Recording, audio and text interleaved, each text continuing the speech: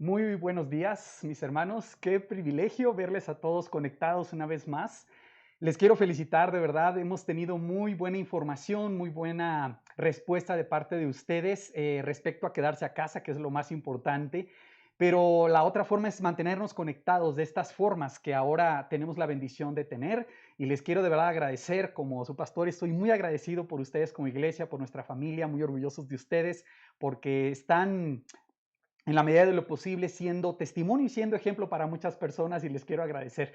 Quiero felicitarles, hermanos, que se han conectado otra vez muy puntualmente para estar con nosotros aquí. Ya vimos un buen grupo de personas nutridas y qué bueno que nos están acompañando también personas de otros lugares de nuestro país y de otros países. De verdad, sean bienvenidos siempre que gusten. Estamos para servirles y siempre les vamos a animar a que sigan apoyando su propia congregación local, sigan orando por sus pastores, sigan estando en conexión con su cuerpo local. Nada sustituye de lo que nosotros proveemos aquí en línea, nunca va a sustituir el compañerismo bíblico que provee un cuerpo local de creyentes, entonces te animamos a que te mantengas conectado con eso. ¿Sale? Les recuerdo que lo que intentamos hacer aquí los domingos, especialmente cuando se están transmitiendo estas meditaciones, estos tiempos en la palabra de adoración y de alabanza, es tratar de tener algún tipo de conexión, que es siempre complicado hacerlo de esta manera. Pero le vamos a animar a que aquí abajito, ahí si está en un dispositivo móvil o en una compu, tienes maneras de poner reacciones a través de emojis, a través de un dedito, de un corazoncito, de una risa, y lo más padre es poner comentarios. Entonces pónganlos, esos después tenemos manera de verlos y quizás contestar algunos de ellos, no en este instante, pero sí tendremos manera de hacerlo y por supuesto que te vamos a invitar a aplicar estas verdades de la Escritura el próximo jueves, como ya has estado enterado. Entonces, anímense, hermanos, pongan allí sus likes, como si dijeran amén o aleluya, o pongan un corazoncito para decir un gloria a Dios, o una risa si quieren reírse, o enojarse, todo se vale. Así que les animo y gracias por las personas que están ya reaccionando a esto. Pues miren bien, parte de lo más importante que hacemos aquí después de tener esos poquitos cantos, estas poquitas canciones, es estudiar la palabra. Y para eso estamos aquí, que es de hecho lo más importante, por lo menos en esta interacción, es estudiar la escritura. Entonces, guiados por Dios, orando por la situación en la que estamos, a causa de que hemos entrado el día miércoles oficialmente, martes, entramos a la fase 3 en nuestro país de contingencia, donde las restricciones ahora son más fuertes y más importante que nosotros las guardemos y las respetemos. Entonces, a causa de toda esta situación de la pandemia que estamos viendo a niveles mundiales, a niveles de nuestra propia ciudad, de nuestro país, es que hemos decidido estudiar junto a ustedes esta serie que le llamamos Verdades Esenciales para Tiempos Difíciles. Y estas verdades que hemos estado conversando con ustedes, estas verdades que hemos estado platicando, les recordamos que no tienen que ver con secretos, no son cosas extraordinarias que una persona súper especial puede hacer, sino son cosas que todos nosotros como creyentes podemos tomar estas verdades y vivir estas verdades cuando estamos pasando por tiempos difíciles. Si tú nos estás acompañando recientemente, estamos ahora en el mensaje que sería el número 6, pero estamos en la secuencia número 7, donde vamos a estudiar 7 formas de ser la iglesia en tiempo difícil. Pero permítanme muy rapidito poner aquí en la pantalla lo que hemos visto y te animo siempre a que busques en el canal de Senda de Vida aquí en Facebook o en el canal de Senda de Vida CDMX en YouTube. Están estos mensajes grabados para ustedes y siempre nos encanta saber que algunos de ustedes han ido a revisarlos. Pero ¿en qué nos basamos? 2 verdades esenciales para los tiempos difíciles es la verdad de que Dios es bueno y Dios está en control.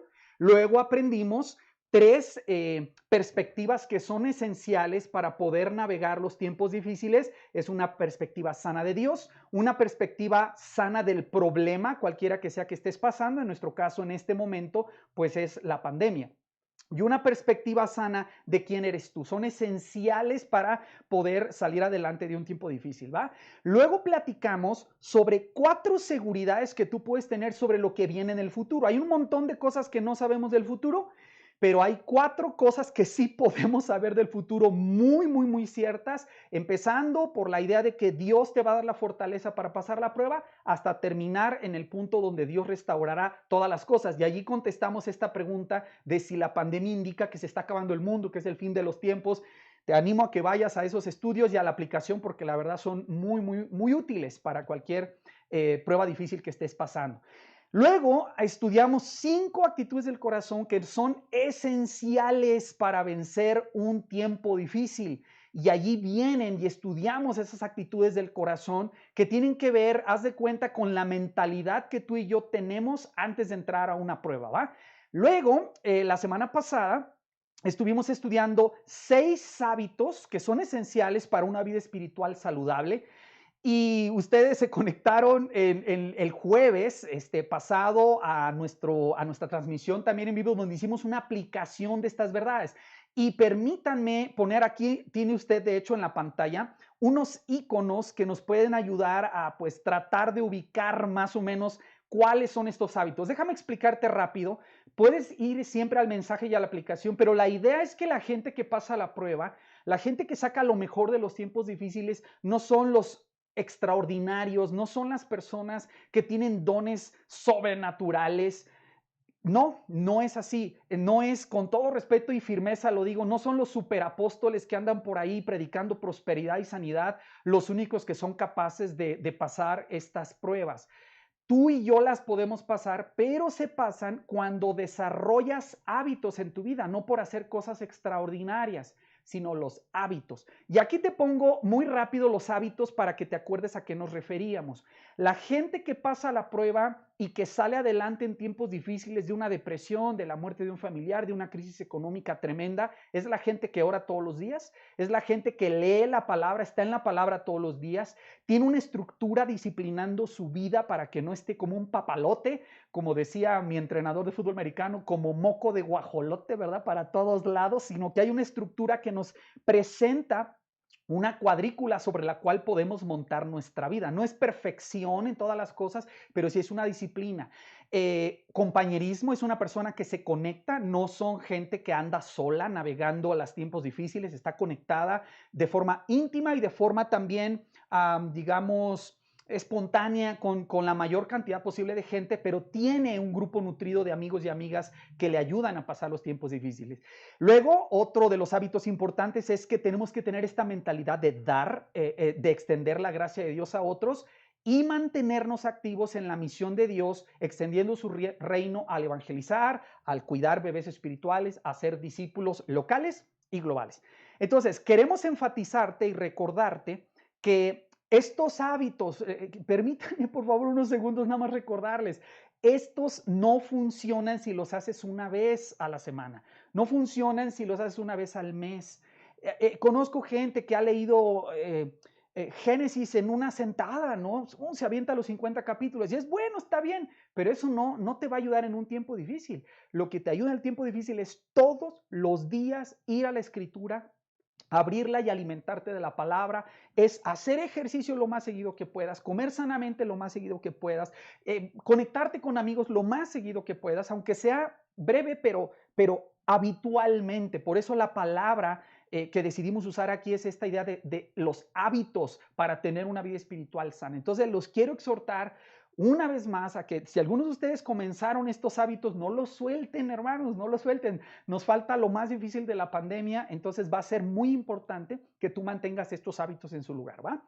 Bueno, ahora, este domingo, vamos en esta secuencia de verdades esenciales para tiempos difíciles, vamos a compartir contigo una idea que me parece a mí muy interesante y muy acorde a la situación que estamos viviendo, porque queremos contestar la pregunta, ¿cuál es la responsabilidad que la iglesia tiene cuando estamos pasando tiempos difíciles a niveles personales, pero también a niveles de sociedad y como ahora a niveles mundiales?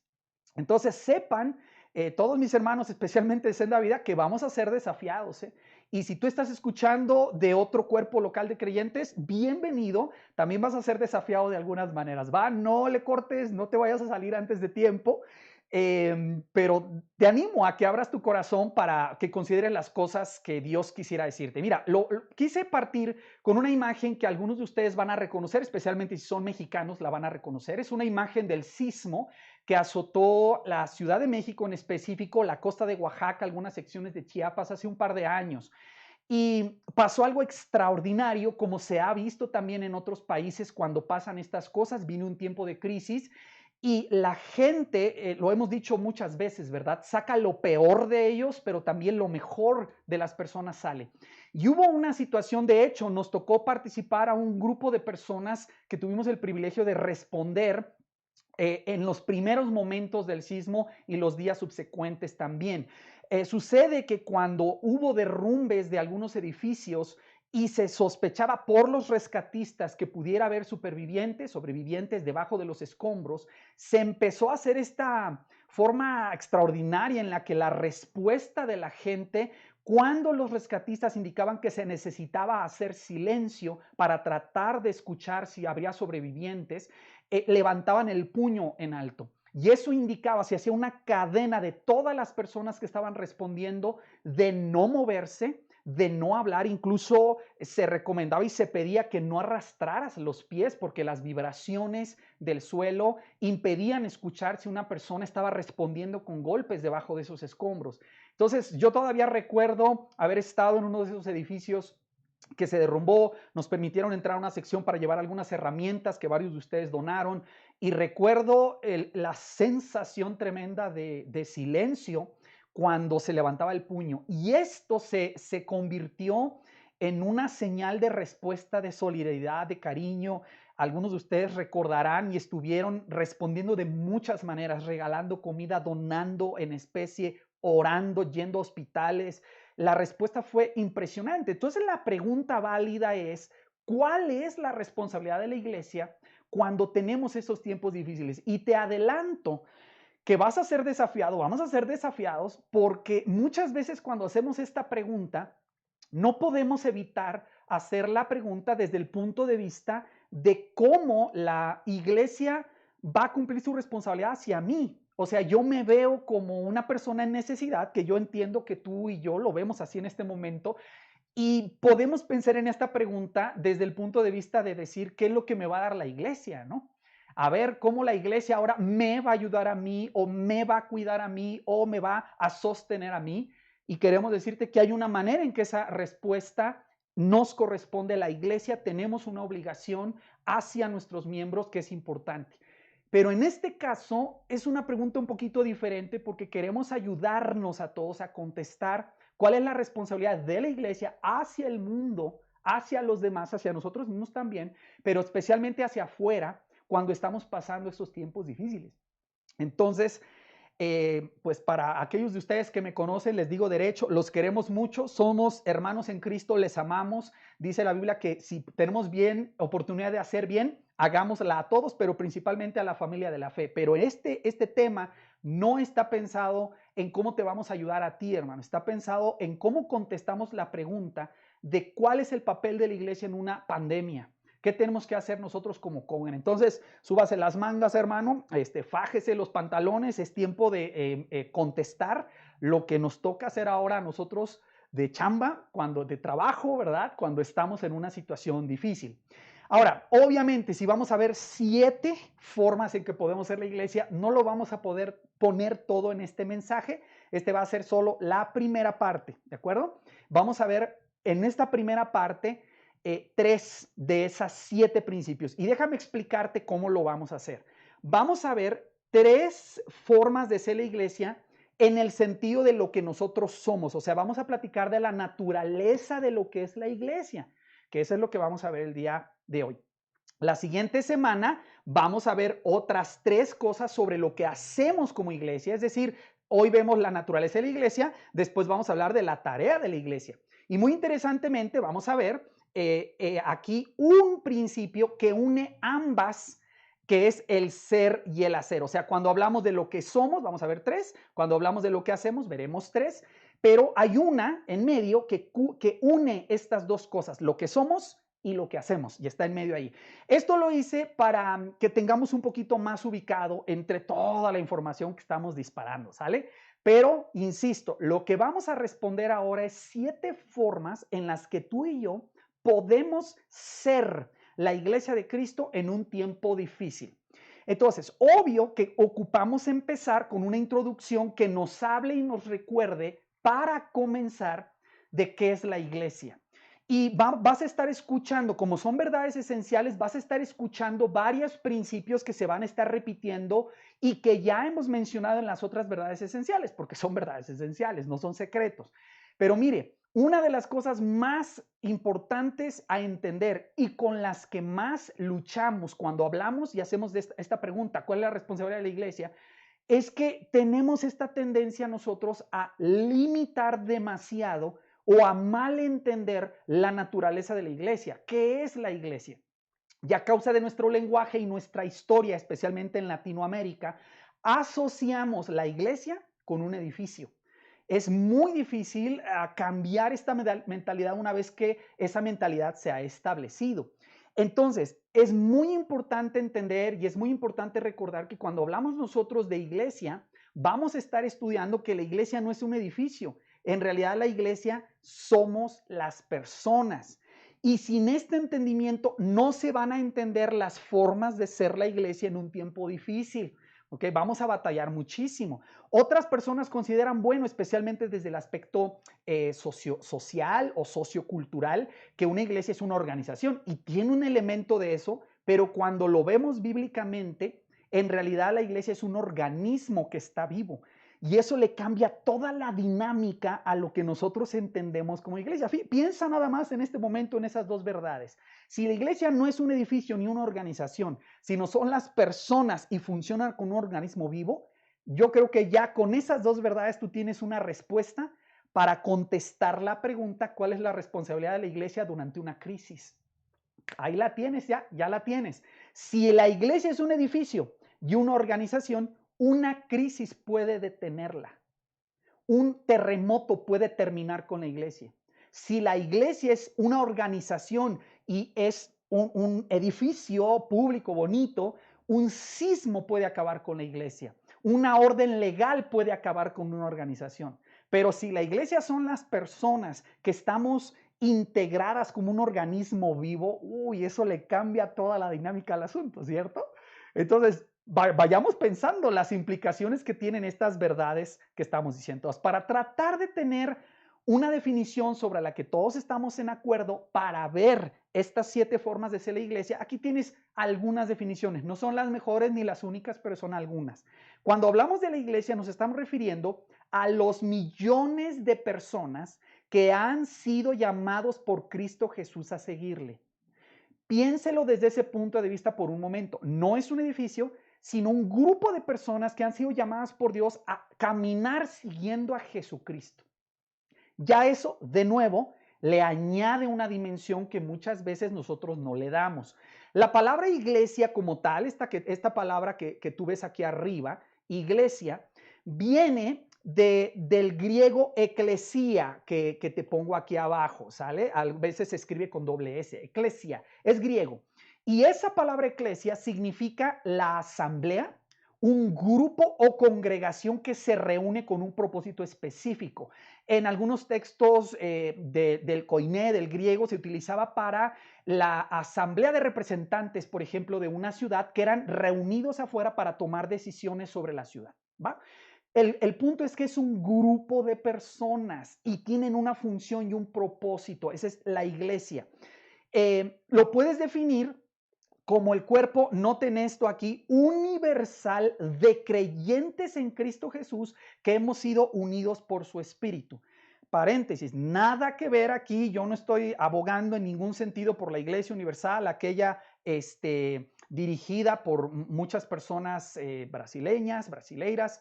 Nuestro profundo respeto a ellos como individuos, pero no compartimos mucha de la enseñanza que ellos hacen, ni su motivación económica detrás de lo que trabajan.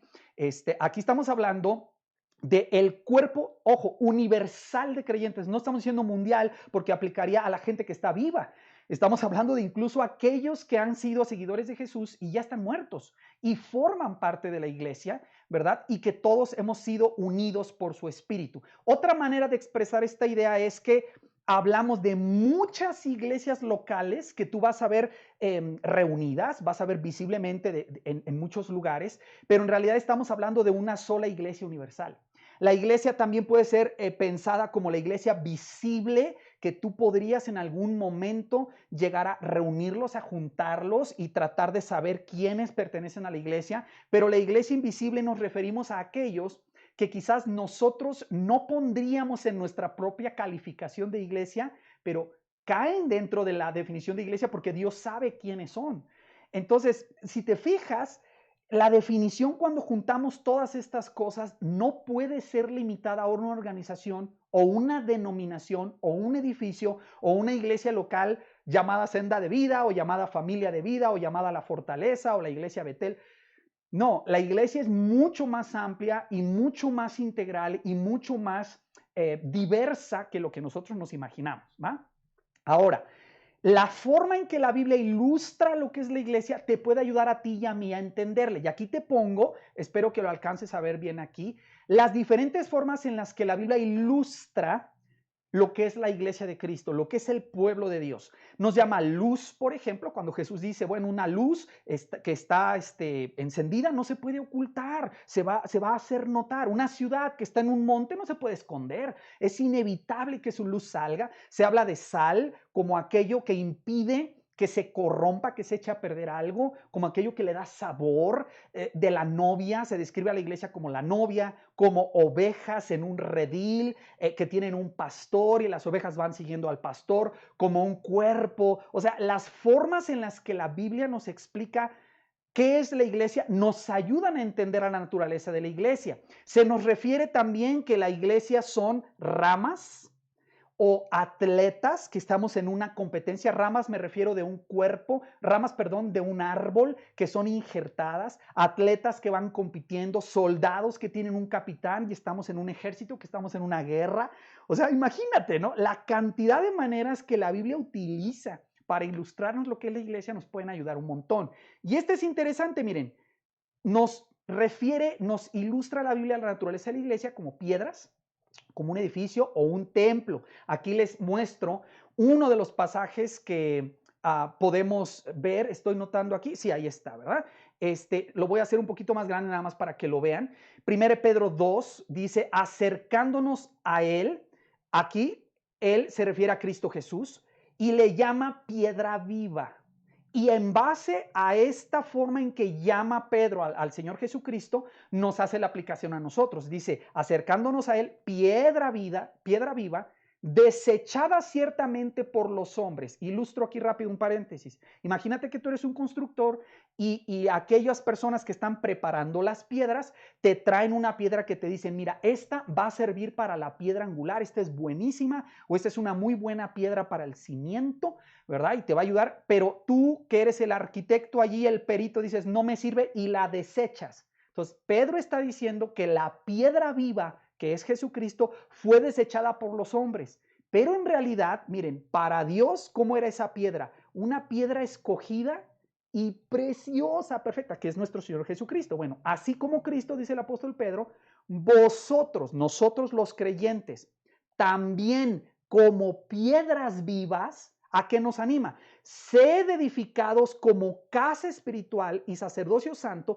para ofrecer sacrificios espirituales aceptables a Dios por medio de Jesucristo. Es un pasaje tremendo que contiene una verdad súper importante sobre la naturaleza de la iglesia. Que en este sentido, si tú estuvieras usando estas ilustraciones de que somos una piedra, es como si Dios estuviera construyendo un edificio, pero que está vivo. Y yo soy una piedra, o soy bien piedra, como usted lo quiera pensar, ¿verdad? Pero yo soy una piedra y otro creyente edifica y luego nos unimos y hacemos fuerza para empezar, como dice el apóstol Pedro, a edificar una casa espiritual que tiene un sacerdocio santo. Está usando el ejemplo del templo de los judíos, donde se ofrecen sacrificios a Dios. Es igual que el templo, pero ahora está vivo y se ofrecen sacrificios espirituales con la piedra angular que es Cristo Jesús. Pero usted y yo somos miembros integrales de ese edificio que Dios está construyendo. Entonces, si se fija, está padrísima la idea. Mismo pasaje, pero observe con otra versión. Cristo es la piedra viva, rechazada por los seres humanos, pero escogida y preciosa ante Dios. Al acercarse a Él, también ustedes son como piedras vivas con las cuales se está edificando una casa espiritual. De este modo llegan a ser un sacerdocio santo para ofrecer sacrificios espirituales que Dios acepta por medio de Jesucristo. Entonces, si se fijan ustedes, la iglesia no es el edificio de Penitenciaría 38, ni es el edificio ubicado en otro lugar. La iglesia es un edificio espiritual que está formado por piedras vivas, que se sigue edificando para ser de adoración a Dios, y tú eres parte de eso. ¿Te fijas cómo le cambia toda la dinámica al asunto? Ahora, hablando de esta misma naturaleza de la iglesia, en la Biblia a la gente del pueblo de Dios, a la iglesia, se les llama hijos o sacerdotes o siervos o mayordomos o esclavos o colaboradores o miembros. Depende de la figura que se está utilizando para la iglesia. El cuerpo de Cristo, pues somos miembros. Si estamos en una casa trabajando para el amo de la casa, somos mayordomos. Si estamos en la labranza, somos colaboradores. ¿Me entiende? Entonces, me parece a mí que con estas ideas es claro que la iglesia no es una organización, ni es un edificio al que tú te puedes meter y eres parte de la iglesia, ni eres una organización en la cual te dan una credencial y eres parte de la organización. Lo explicamos así: solo se puede ser parte de la iglesia al nacer de nuevo. Quiere decir que si tú has sido una iglesia cristiana, y aquí me dirijo a aquellos de nuestros amigos que están investigando, que tienen familiares que te invitaron a este video a verlo, gracias de verdad por tu confianza y porque has llegado hasta aquí, pero la idea es esta: ir a una iglesia, asistir a una reunión no te hace parte de la iglesia. Asistes, estás con la iglesia, pero no te hace parte. La única forma de llegar a ser parte de la iglesia es empezar una relación con Dios a través de su Hijo Jesucristo, cuando tú te arrepientes y le entregas tu vida a Jesús. Le llama la Biblia a esto nacer otra vez. Así se le llama. La ilustración podría ser la diferencia entre visitar una familia y ser parte de esa familia, ¿verdad? No es lo mismo que yo pueda ir a tu casa y me recibas ahí incluso un par de días y que seas muy amable. Eso no me hace parte de tu familia. Hasta que tú legalmente me adoptas, ¿verdad? Y me cambias el apellido o establecemos legalmente que yo soy parte de tu familia. Esa es la diferencia entre visitar una familia, estar con una familia y ser parte de esa familia. Fíjense cómo lo explica el apóstol Pablo. Pero cuando vino el cumplimiento del tiempo, en Gálatas 4, Dios envió a su Hijo nacido de mujer y nacido bajo la ley. Está hablando de Cristo Jesús, por supuesto, para que redimiese a los que estaban bajo la ley, a fin de que recibiésemos la adopción de hijos. Mucha atención a este concepto.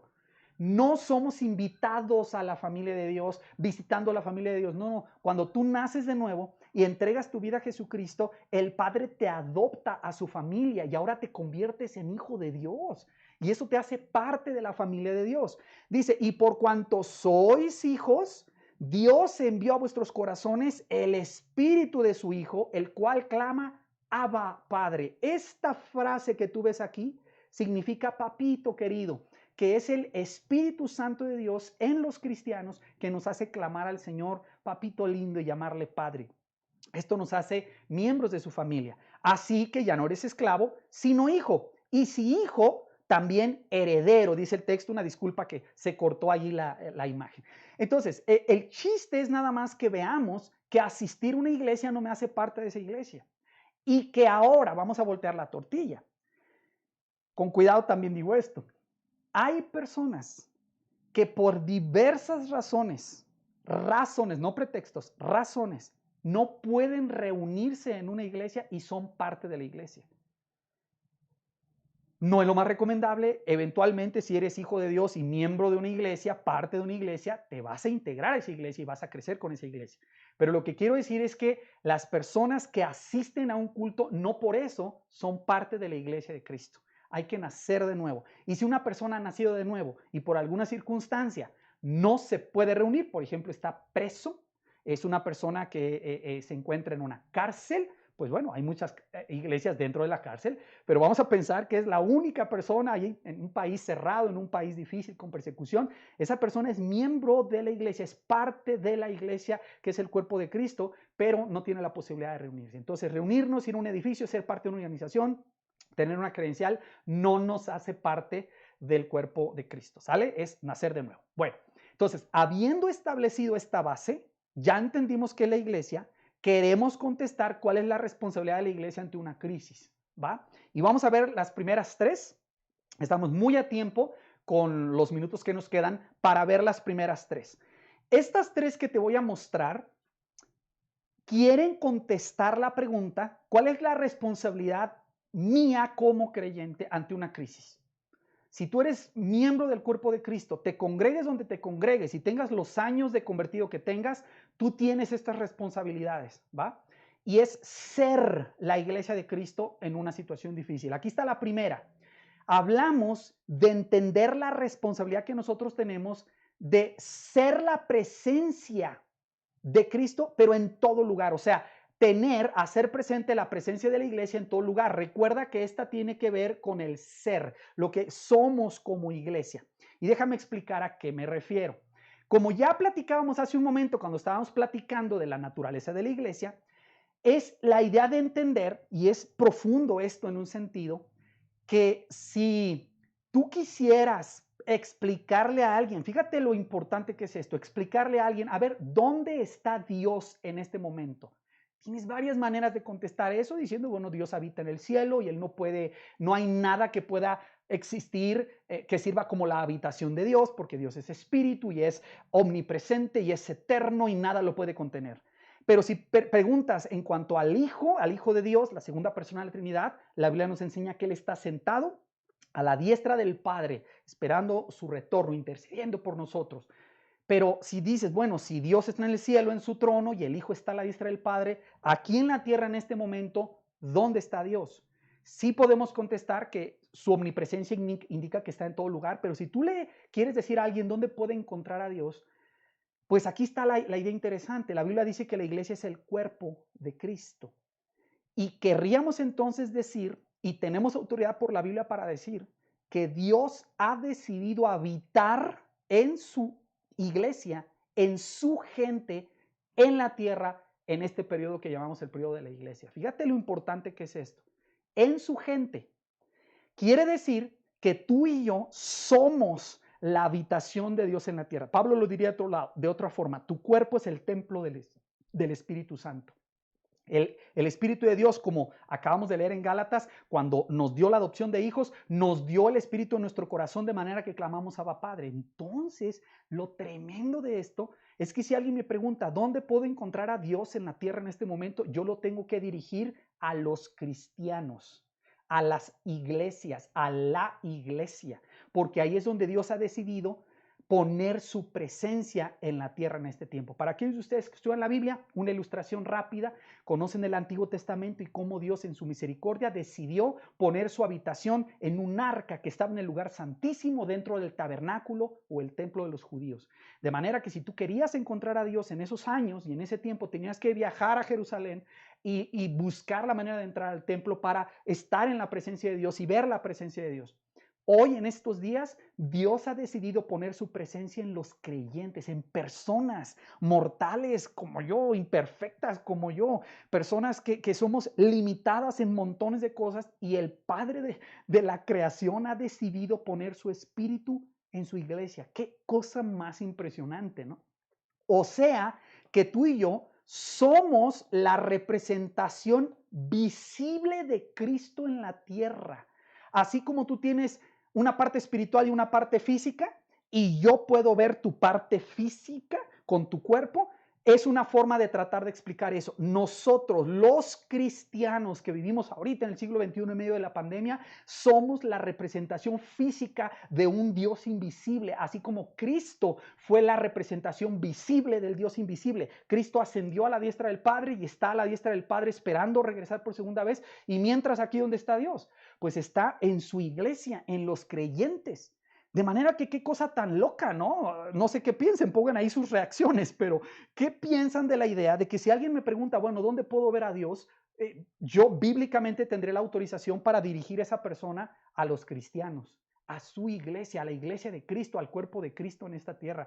Qué cosa más impresionante cuando lo pensamos de esa manera. O sea, tú y yo somos su presencia en todo lugar. La buena noticia es que la persona ya no tiene que ir a Jerusalén para poder tener un encuentro con Dios. No tiene que ir al Monte de los Olivos para que su oración llegue al cielo como llegó con Jesús. No tiene que bautizarse en el río Jordán, ¿verdad? ¿Por qué? Porque ya no está el asunto limitado a un lugar. Ahora Dios ha decidido poner su iglesia en todo lugar. Esto nos va a llevar a nosotros a entender una verdad que quiero que tú comprendas y que la traigas a tu corazón, porque en esta pandemia esta es la verdad que es más relevante. La iglesia existe congregada cuando nos tocaba verla los domingos, para nuestra costumbre, para cómo funciona nuestra sociedad, domingos 10, 11, mediodía, depende de tu iglesia local, y nos congregábamos, ¿no? Y muchos de ustedes sé que luchaban con eso y con pues, cómo se hace la reunión, que por qué hace calor, que por qué va esa persona, pero ahora quizás que no te puedes congregar, no nos podemos congregar, entendemos el valor tremendo que tiene ver a la iglesia congregada, pero ojo, cuando la iglesia no se puede congregar y la misma iglesia está esparcida, sigue siendo la misma iglesia, nada más que hoy está esparcida. Eso es todo lo que está cambiando. Entonces, ahora con esta pandemia, los creyentes, es mi opinión personal, los creyentes que somos responsables, estamos siguiendo las indicaciones de no congregarnos, pero eso entendamos, le pega a la iglesia en un sentido, pero no la disuelve, no le hace nada a la iglesia, nada más toma la misma iglesia que estaba congregada y la esparce en diversos lugares. Por eso la importancia aquí de entender ese concepto. Déjame explicarlo un poquito más. La idea básica es esta. Tú y yo, ahí ahorita donde estás oyendo, aunque es domingo y estamos reunidos en este instante congregados virtualmente, tú y yo seguimos siendo la iglesia, o sea, la representación de Cristo en la tierra, aunque no nos podemos congregar. Por eso es tan importante cuando la gente dice, bueno, es que ya cerraron las iglesias. No, no, no, no, la iglesia no se puede cerrar por definición. Se puede cerrar el edificio donde te congregas, pero la iglesia por definición no la puede cerrar. Es imposible cerrarla. No hay nada que pueda luchar contra la iglesia. Dice Jesús, ni las puertas del infierno prevalecerían contra la iglesia. ¿Cómo una indicación responsable sanitaria de no congregarnos va a terminar con la iglesia? Eso solo sucede o solo sucedería si no entendemos la naturaleza de la iglesia. Ahora, ojo, congregarnos es tremendamente importante, es bíblico, está ordenado en la escritura. ¿Para qué nos congregamos? Para perfeccionarnos, dice la Biblia, habla de eso, para instruir e instruir a otros, servir y ser servidos, entrenar y ser entrenados, para adorar y orar en grupo, para tener compañerismo. O sea, la congregación de la iglesia, fíjate las dos palabras que dije, la congregación de la iglesia, cuando la iglesia se congrega, es muy importante. Ahora no lo podemos hacer físicamente, pero cuando teníamos el privilegio de hacerlo, eso es parte importante de lo que es la iglesia. Vuelvo a lanzarte, a ti que estás oyendo, la exhortación a que no te dejes de congregar. Es bíblico que necesitamos reunirnos como creyentes. Ahora, en esta pandemia, lo más responsable es no congregarnos físicamente, pero te puedes congregar virtualmente. Y se siente, sí o no, hermanos, que estamos conectados ahorita, se siente una conexión extraña de ver ahí el nombre de alguien que está conectado. Ahora, a lo mejor se conectó la persona, muteó el teléfono, lo silenció y está viendo otra cosa o está dormido, pues no sé, ¿verdad? No lo podemos despertar desde aquí. Pero el punto es que hay cierta conexión en esa congregación. Lo que queremos hacer es balancear la naturaleza de la iglesia y nuestra responsabilidad hacia el otro lado. ¿Por qué? Porque una cosa es cuando nos congregamos, que aquí está, no hay problema con eso. Pero cuando nos esparcimos como iglesia, tenemos posibilidad de cumplir la misión principal para la que estamos en la tierra. Cuando nos congregamos, ¿qué hay? Entrenamiento, adoración, pero cuando nos esparcimos, Dios nos está sacando de ese grupo congregado para que la iglesia sea la iglesia en todos lados donde estamos. Ese es el punto importante. Tú sigues siendo la iglesia en medio de la pandemia, aunque estés encerrado. Sigues siendo la iglesia. Entonces la pregunta es, ¿qué hubo? ¿Cómo te va con eso? ¿Qué estás haciendo para ser la iglesia cuando la iglesia no se puede congregar? Entonces, la idea que quisiera mostrarte aquí, voy a usar esta báscula, sí, es una báscula, ¿verdad? Que equilibra, indica balance. Y lo que queremos ilustrar con esto es que vas a ver dos verdades en estas 7 cosas que necesitan mantenerse en balance. Muchos de nosotros no tenemos problemas con la iglesia congregada, la entendemos cómo funciona, pero nos cuesta trabajo el concepto de la iglesia esparcida. Pero vas a ver gente que tiene mucho peso en esto, y yo he conocido cristianos que dicen que no se congregan. Cristianos que dicen, yo sigo a Cristo y Cristo es mi Señor, y no se congregan. Mira, no, yo no puedo juzgar a nadie, pero lo que te digo es que eso es antibíblico. Tú necesitas formar parte de un cuerpo, grupo local de creyentes, porque eres parte de la Iglesia Universal, y como parte de la Iglesia Universal, el Señor ordena que la iglesia se congregue para ser entrenada, para tener compañerismo, para edificarse mutuamente, para estimularse al amor y a las buenas obras. Entonces, si tú cargas toda tu fuerza hacia la idea de que la iglesia esparcida, esa es la neta, y que yo nunca me congrego donde hay más de 4 o 5 personas porque yo soy un cristiano orgánico, ¿verdad? Y yo entiendo el principio que estás enseñando y es bíblico el principio, pero no puedes cargar toda la balanza hacia un solo lugar porque te vas a desbalancear. No es sana esa forma de entender la iglesia. Ahora, por el otro lado, los cristianos que somos un poquito más religiosos nos cargamos más a la parte congregada. O sea, hay quien dice, bueno, yo fui a la iglesia el año pasado 4 veces, así que por eso Dios ya me va a regalar mis puntos, ¿verdad? Porque me congrego. Congregarte no te hace cristiano, pero congregarte es una parte esencial de ser cristiano. El problema cuando tú cargas la balanza demasiado aquí es que cuando viene una situación como la actual, que es una situación de pandemia, tú pones en pausa toda la iglesia cristiana porque no te congregas y te neutralizas como cristiano porque en tu mente, en mi mente, podemos decir, la iglesia está cerrada. Hermano, la iglesia no se cierra, la iglesia sigue funcionando, nada más. Ahora por las situaciones de la pandemia no nos congregamos. Entonces el concepto es muy sencillo. Disculpen, el concepto en realidad, si lo piensas, es muy sencillo. La iglesia congregada es la misma iglesia, pero que se concentra en un día, en un lugar específico, y ahí nos reunimos como creyentes. Pero la iglesia esparcida es la misma iglesia, pero ahora dispersa en diferentes puntos, ¿sale? Entonces, aquí está la pregunta para ti. ¿De qué maneras estás siendo tú la iglesia ahora que no nos podemos congregar? Esa es la única diferencia. No nos podemos congregar, pero seguimos siendo la misma iglesia que Dios ha dejado en la tierra para cumplir su voluntad.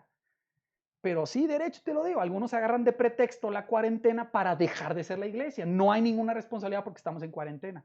Y eso es lo que tratamos de contestar. No es bíblico pensar así, porque tú y yo seguimos siendo la iglesia, aunque no podemos ir a nuestro templo o auditorio o célula. No nos podemos reunir físicamente, o los congresos o los campamentos o los conciertos a los que fueras donde tocaba ver a toda la iglesia o a mucha gente de la iglesia. Mire, seguimos siendo la iglesia. La misma iglesia, pero ahora dispersa, esparcida, como sal.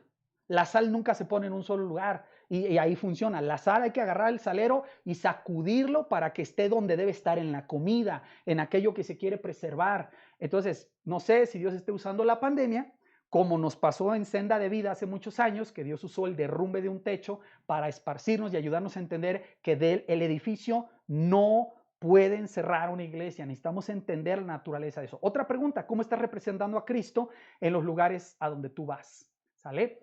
Tú ya estás ahí, tú eres la iglesia, tú estás ahorita en tu barrio, en tu colonia, en tu casa, en tu ciudad, tú eres la iglesia de Cristo ahí. ¿No te puedes congregar? Bueno, está bien, pero la pregunta sigue siendo, ¿de qué manera tú estás representando a la iglesia de Cristo donde tú ya estás? ¿Sale? Esa es la primera forma de ser la iglesia. Tú eres la iglesia de Cristo, la presencia de Dios con su gente en todo lugar. La segunda, la actividad de la iglesia en todo tiempo. me parece que esta va a ser un poquito más fácil que la entendamos. Si habemos cristianos o habíamos cristianos que limitábamos la iglesia a un edificio, a un solo lugar, ahí en Penitenciaría 38, ¿verdad? O en la dirección de tu templo, pues también hay cristianos que limitan la iglesia a un solo día y ya sabes a dónde vamos, ¿no? Cuando hablamos de la iglesia y su actividad, su vida en todo tiempo, estamos hablando del principio bíblico en el cual el Señor mueve su balance de decir, este es un día santo, está el día de reposo, que es santo y lo vas a santificar, al Señor Jesucristo haciendo santos todos los días. Ojo con esto, este es el concepto. Cristo enseña que Dios no está limitado a un tiempo específico para hacer su obra. Aquí puedes pensar en el concepto de día. Muchos creyentes tienen esto, pero tatuado en su mente, que Dios trabaja en ciertos días específicos. Depende de tu contexto. Por ejemplo, si tu contexto es como fue el mío, católico romano, tú y yo crecimos con una idea tremenda que nos enseñaron por tradición y por cultura en nuestro país, la Semana Santa, la Cuaresma. Y mira, tiene su principio entender que Dios usa el calendario, está bien, pero ojo, eso a veces comunica la idea de que hay ciertos días que son santos, semanas o temporadas que son santos o meses que son santos. Y por lo tanto, aunque eso puede ser verdad, cuando lo limitamos a eso, descalificamos el resto de los días. Y eso crea un problema para los cristianos también, ¿no? Lo que queremos mostrarte aquí en Juan capítulo 5 no lo podemos estudiar a detalle. Estúdialo y léalo después de este mensaje al ratito ahí en su casa. Pero Jesús acaba de levantar a un hombre que había estado paralizado 38 años, paralítico, junto a un estanque. Pasa Jesús por un lado, le dice, ¿quieres ser sano? Le dice, sí, pero no tengo quien me meta al estanque. El Señor le dice, levántate, toma tu lecho y anda. Entonces este hombre tenía algún tipo de camastro, algunos tapetes, vamos a pensar en eso, que el hombre se levanta milagrosamente sanado por Jesús y se echa al hombro todo aquello en lo que estaba acostado. Lo ven los fariseos y lo empiezan a regañar diciéndole, no te es lícito llevar tu carga porque es día de reposo, es un día santo, no puedes hacer eso. Y aquí les puse Juan 5:16, donde está la respuesta de Jesús. Estos fariseos, dice ahí, por esta causa, porque Jesús sanó a un hombre en día de reposo, los judíos perseguían a Jesús y procuraban matarle. Piense, no estaban enojaditos con él, querían matarlo, porque hacía estas cosas en el día de reposo. Y aquí está la respuesta. Es una respuesta impresionante que si quieres el jueves la platicamos, ¿sale? Mi padre, esa es la respuesta de Jesús, mi padre hasta ahora trabaja y yo trabajo. Fíjense el principio. Mi padre sigue trabajando aunque es día de reposo y por lo tanto yo trabajo. Y aquí está la explicación del apóstol Juan. Por esto los judíos aún más procuraban matarle, porque no solo quebrantaba el día de reposo, sino que también decía que Dios era su propio Padre haciéndose igual a Dios. Entonces ahí tienes en ese mismo versículo a Jesús de Nazaret clamando que es divino y que es Señor del día de reposo, como dice en otro lado. ¿Cuál es el principio aquí? Que los fariseos creían que el trabajo de Dios estaba limitado a un día. ¿Sale? Ese es el punto. Dios trabaja en este tiempo. Entonces, algunos de nosotros, cuando traducimos esta idea a nuestro cristianismo, si a algunos de ustedes les pregunto y pónganlo aquí a ver qué piensan, ¿cuál es el día del Señor? 99% de ustedes me dirán el domingo. Y hay una parte de respuesta en la que esa respuesta es correcta, ¿sí? Hay un sentido porque ese día se levantó el Señor, es un día de la semana en el que el Señor nos invita a apartarlo para conectarnos con Él. Pero creer que es el único día que Dios trabaja nos limita tremendamente nuestro entendimiento de quién es Dios. En la iglesia del libro de los Hechos se reunía de forma orgánica, o sea, una vez eran judíos, venían de un contexto judío, pero cuando se convierten a Cristo y siguen a Jesús y hacen seguidores de Jesús, se reunían a como diera la situación. No estaban limitados a un solo día, aunque venían de un contexto judío, de crecer con la idea del día de reposo. Hechos 2, fíjense, perseverando, ¿qué dice el texto aquí? Miren, unánimes cada día en el templo. ¿Por qué hacían eso? Porque era su costumbre como judíos. Y partiendo el pan en las casas. Aquí tienes en este versículo las dos formas en que la iglesia del Nuevo Testamento ni se reúne solo en el templo, sino también en las casas, ni solo el domingo, el sábado, el día de reposo, sino cada día. Y ese es el patrón que nos ayuda a nosotros. ¿Qué hacían? Comían juntos con alegría y sencillez de corazón. Ahí tienes el compañerismo, alabando a Dios y teniendo favor con todo el pueblo. Y miren cómo trabaja Dios. Y el Señor añadía cada día a la iglesia los que habían de ser salvos. Mismo principio. Dios no está limitado para trabajar al templo que está en Penitenciaría 38, ni está limitado para trabajar el domingo de 11 de la mañana a 2 de la tarde. Por favor, ubiquemos en qué consiste la iglesia y la obra de Dios en esta tierra. Aquí tienes otro pasaje de Hechos. Todos los días en el templo y por las casas no cesaban de enseñar y predicar a Jesucristo. No solo el día de reposo, no solo el día principal para el judío, ni únicamente en el templo. Sí, en el templo lo hacían porque para ese entonces el templo judío todavía estaba de pie. En el año 70 se destruyó el templo como el Señor había profetizado. ¿Y qué pasó con la iglesia? Creció más. Es su periodo de una explosión impresionante porque no estaban limitados a un lugar ni a un día. Y esa es la misma idea que queremos comunicarte. Dios nos invita a apartar un día para reposar y reconectarnos con Él. Ese es el principio detrás del día de reposo. Pero también nos invita a tomar nuestra cruz todos los días. No puede ser un seguidor de Jesús solo el domingo para nosotros, nuestra cultura. No, Él te está invitando a ser un seguidor de Él todos los días, tomar tu cruz cada día y seguirlo. El balance es este. Aquí la idea, mira, el religioso, perdón que la letra está un poco pequeña ahí, el religioso confina, centraliza o encajona la actividad de Dios a un único tiempo. Esa es una característica de los cristianos que son religiosos, ¿no? Le meten pero toda la carne al asador el domingo y se pueden olvidar de Dios toda la semana, porque ya el domingo cumplieron con su cuota o su tiempo o checaron tarjeta con Dios, ¿no? Entonces, ojo, otra vez, ¿cuál es el balance? Si la Biblia enseña el principio del día del Señor como un tiempo apartado para que tú te conectes con Dios, descanses, reposes, tengas refrigerio. Es bíblico eso, el descanso es un diseño de Dios y un regalo de Dios. Eso está allí, pero también la Biblia nos habla de la verdad de seguir a Cristo todos los días de nuestra vida. Con Jesucristo todos los días son santos, todos, no hay un día que sea más santo que el otro. Y hay cristianos que, claro, cuando se tiende, como ya te explicaba, tú pones mucho peso en este lado, pues te vas a enojar si un creyente no va el domingo por su trabajo, no se congrega en la iglesia, pero se puede congregar otros 6 días, pero como no lo hace el día del Señor, tú puedes tener problemas. Y esos son problemas que ya estaban en la iglesia desde el primer siglo, desde su fundación. Dice Pablo, hay para quien, Pablo habla de la gente que considera un día muy especial, días de luna nueva y días de reposo, pero Pablo dice, hay para quien todos los días son iguales. Pero este lo hace para la gloria de Dios y este también. O sea, hay un balance en ambas cosas. Lo que les estamos invitando a considerar nosotros como senda de vida es que a veces ponemos demasiada carga aquí. Bueno, si ahora no nos podemos reunir los domingos, tú eres la iglesia de Cristo todos los días. Entonces, obviamente, mi pregunta para ti es, ¿cómo estás representando a Cristo cada día? No el domingo, sino cada día. Ahora te conectas y estás aquí, te agradezco mucho. Cuando se termine la conexión, ¿cómo representas a Cristo? Mañana lunes, ¿cómo representarás a Cristo? ¿Cómo representas a Cristo antes de la célula? ¿Cómo representas a Cristo ese día que regreses a trabajar? O cuando estás en el mercado, o llevas a tus niños a la escuela, cuando eso se pueda hacer. En todo tiempo estamos representando a Cristo. Pablo dice que somos como cartas abiertas leídas por todos los hombres, públicas, cartas públicas. ¿Cómo serás la iglesia si no podemos reunirnos en días específicos?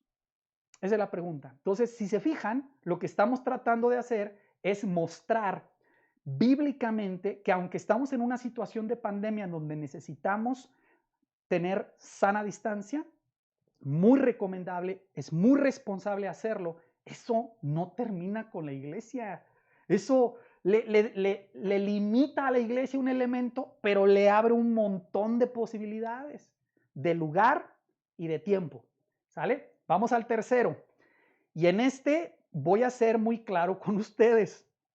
Hablamos de la representación de la iglesia en todos los creyentes. Ya algunos de ustedes se están identificando inmediatamente. Hablamos de lugar, hablamos de tiempo y hablamos de persona. También tiene que ver con el ser. Déjame explicar a qué me refiero. Cuando hablamos de la representación de la iglesia en todo creyente, la idea es la misma. Hay creyentes que creen que solo Dios trabaja cuando vas al templo y trabaja solo el domingo, de 11 de la mañana a 2 de la tarde o de 10:30 a 12:30. Y para algunos el domingo en la tarde. Y para otros el miércoles que hay reunión de esta. Y para otros nada más el jueves cuando es la célula. Dios no trabaja todo el tiempo, todo el demás tiempo. Bueno, igual que como centralizamos y metemos a Dios en cajoncitos con esas ideas, mucha gente lo hace, pero con las personas que Dios usa. ¿Y saben a qué me refiero? El anhelo de Dios es que nosotros funcionemos como un cuerpo. ¿Qué significa esto? Que si somos el cuerpo de Cristo, no existe un cuerpo normal, sano, en el que un solo miembro haga todas las funciones del cuerpo. Es ridículo, no existe eso. Pablo lo explica así: de la manera que en un cuerpo tenemos muchos miembros, pero no todos los miembros tienen la misma función. Atención con esta palabra. No todos los miembros tienen la misma función. Así nosotros, siendo muchos, somos un cuerpo en Cristo y todos miembros los unos de los otros. Entonces Pablo está usando la imagen sencilla de nuestros miembros del cuerpo. Ustedes están viendo en la cámara ahora mi boca, mi nariz, mis ojos, mis orejas, los dedos, pero esto no está aquí. O sea, mi cuerpo no empieza aquí donde empieza la cámara. Abajo hay todo un torso, ¿verdad? Con el tronco, la pelvis, las piernas, los pies, los dedos. O sea, todo un cuerpo que funciona en unidad, y la función de esta mano en este momento es escribir aquí. Esa es la función. Pero yo no puedo escribir con los ojos, ni puedo escribir con la boca ni las orejas, y esta mano no puede hablar porque yo todavía no aprendo el lenguaje de mudos, ¿verdad? Todavía no. Pero lo que quiero explicar es, en un cuerpo normal, todos los miembros tienen una misma función. Te muestro aquí y decidí ponerte el pasaje completo porque no hay mejor manera de explicarlo. Leo. 1 Corintios 12:12. Porque así como el cuerpo es uno y tiene muchos miembros, pero todos los miembros del cuerpo, siendo muchos, son un solo cuerpo, así también Cristo. Porque por un solo espíritu fuimos todos bautizados en un cuerpo, sean judíos o griegos, sean esclavos o libres, y a todos se nos dio a beber de un mismo espíritu. Además, aquí está lo importante, ojo, el cuerpo no es un solo miembro, sino muchos. Si dijera el pie, porque no soy mano, no soy del cuerpo, ¿por eso no será del cuerpo? Es ridículo, ¿no? 16. Y si dijera la oreja, porque no soy ojo, no soy del cuerpo, ¿por eso no será del cuerpo? Si todo el cuerpo fuese ojo, ¿dónde estaría el oído? Si todo fuese oído, ¿dónde estaría el olfato? No tiene sentido. Más ahora, aquí está lo importante. Dios ha colocado los miembros, cada uno de ellos, en el cuerpo como Él quiso. Porque si todos fueran un solo miembro, ¿dónde estaría el cuerpo? Pero ahora son muchos los miembros, pero el cuerpo es uno solo. 21. Ni el ojo puede decir a la mano, no te necesito, ni tampoco la cabeza a los pies, no tengo necesidad de vosotros. Me parece a mí que el principio hasta aquí es muy claro, porque lo que Pablo está tratando de explicar es esto. Nosotros nos hemos equivocado muchas veces centralizando, concentrando el obrar de Dios a través de personas específicas que tienen ciertos dones específicos. Pero cada uno de nosotros, como creyentes, como miembros del cuerpo de Cristo, tenemos una función específica porque todos somos miembros del cuerpo de Cristo. Es todo. Unos pueden tener una función que es más notable. Unos pueden tener una función en la que son muy buenos para hacer esa función, pero eso no elimina los otros miembros del cuerpo. Sencillo, yo no podría hacer esto con esta mano ni escribir si no tuviera hígado, ¿no? Si no tuviera intestino, ¿verdad? No, en un cuerpo normal. No podría hacer esto y hablar con ustedes si no tuviera lengua. O sea, todos los miembros tienen una función y nosotros nos hemos equivocado. Déjeme traducirle la idea aquí, pensando que el pastor de tu iglesia local es el único que representa al cuerpo de Cristo. Y es el único que tiene una función porque se tiene que encargar de enseñar y de administrar y de hacer todo lo que hace tu pastor y de orar por ti y de verdad, échenle porras a sus pastores, hermanos, animen a sus pastores porque es un trabajo tremendo hacer esto y hay muchos pastores que están intentando lo mejor que puedes hacer transmisiones, conexiones con ustedes. Hermanos, de verdad, es una bendición si tenemos el privilegio de hacer eso. ¿Es nuestra función? Nada más es eso. Pero muchos de nosotros traducimos esto en la idea de que, se los digo derechito, ¿no? de que la oración que hace Alejandro Sicilia vale más, cuenta más, es más escuchada que la oración que haces tú. Eso no tiene fundamento bíblico. No lo tiene. Puede que yo tenga el don de enseñar o el don de predicar o el don de servir. Pero es el don que Dios me dio y esa es la función que tengo. Pero mis oraciones no llegan más a la presencia de Dios que lo que llegan tus oraciones. Porque mis oraciones llegan en el nombre de Jesús, porque Dios es mi Padre, me adoptó y ahora me escucha. Tenemos su oído a través de la oración. Por esa misma razón llegan tus oraciones. Entonces tu oración vale tanto y llega tanto a la presencia del Padre cuando es hecha en el nombre de Jesús como la mía, ¿verdad? No es diferente, no es diferente a eso. Tú puedes estudiar la Biblia como yo lo puedo hacer. ¿Me entiende? O sea, usted tiene acceso a ser la representación de la presencia de Dios en todo lugar, no solamente unas personas. De nuevo, llamo la atención de aquellos que se llaman a sí mismos apóstoles y se atribuyen dones y sabiduría y talentos y capacidades, incluso hasta sobre el Espíritu Santo. Con cariño, pero muy firme les digo que eso no tiene fundamento bíblico, ¿sale? Estudien su Biblia y verán, si un apóstol tiene autoridad para nombrar y para decir cosas, yo siempre lo he dicho, hace 25 años que digo eso, yo quiero que uno de esos me acompañe un día a cualquier piso de un hospital y ponga en acción su capacidad de ordenarle al Espíritu Santo lo que tiene que hacer. Pero nadie ha aceptado esa invitación. Necesitan reflectores y una plataforma y mucha lana para hacer esas cosas. Entonces, ¿qué estoy haciendo? Estoy hablando con firmeza de que eso es falso. Cualquier creyente que ora por un enfermo, si es la voluntad de Dios sanar a ese enfermo, Dios lo va a sanar. Ore yo, u ore esa persona, u ores tú. Es Dios quien hace la obra, es Dios quien lleva a cabo los milagros que Él quiera llevar a cabo a través del vaso que más le lleve gloria a Dios. Entonces, ¿cómo se llama esto? Se le llama el sacerdocio universal del creyente, pero también tenemos la realidad de que hay líderes asignados por Dios, ¿sale? Ese es el balance que queremos establecer. Fíjate lo que dice Pablo en Efesios. Él mismo, el Señor, constituyó a unos apóstoles, a otros profetas, a otros evangelistas, a otros pastores y maestros, a fin de perfeccionar a los santos para la obra del ministerio. Quiere decir que no son estos los que hacen la obra del ministerio. Apóstol, profeta, evangelista, pastor y maestro. No son ellos los que tienen que hacer la obra del ministerio. Ellos están para perfeccionar a los santos, que somos todos los creyentes, para que los santos hagamos la obra del ministerio. ¿Qué va a producir eso? La edificación del cuerpo de Cristo. El cuerpo crece. Versículo 13. Hasta que todos, no solamente los líderes de acá, todos lleguemos a la unidad de la fe y del conocimiento del Hijo de Dios, a un varón perfecto, a la medida de la estatura de la plenitud de Cristo. Esa es la idea, mis hermanitos, que queremos comunicar, ¿va? De nuevo, ¿cuál es el balance? Tu Biblia sí habla de líderes asignados por Dios, ¿sale? Pero también habla del sacerdocio universal de todos los creyentes. Otra vez, si tú pones demasiada carga aquí, los líderes constituidos, tú nunca te vas a animar a abrir la Biblia porque no eres pastor. Nunca te vas a animar a predicar el evangelio porque no eres evangelista. No, esa es una obligación de todos los cristianos. Tú tienes el Espíritu y puedes leer tu Biblia y puedes orar y Dios te va a usar tremendamente para cumplir su voluntad. Yo nada más soy un miembro diferente que tiene una función diferente, que soy un pastor de una iglesia. Pero esa es mi función, no es una posición, es una función. Ojo, si tú entiendes claramente el principio del sacerdocio universal, que tú tienes esa autoridad, y le pones demasiada carga aquí, te vas a rebelar contra tus líderes y no vas a aceptar la autoridad de tu líder de célula, no vas a honrar la integridad de tu maestro de discipulado. Por eso la clave es el balance, ¿sale? Y en la Biblia vas a ver las dos cosas que son importantes. Entonces, la pregunta es esta: ¿cómo representas tú aquí a Cristo en tu situación personal? Aquí, derecho, te diría que no se trata de decir, pues un día te voy a traer a mi pastor. Yo voy, hermano, ¿verdad? Y estoy para servir, pero tú eres un representante de Cristo también. Tú eres embajador de Jesús en medio de esta pandemia.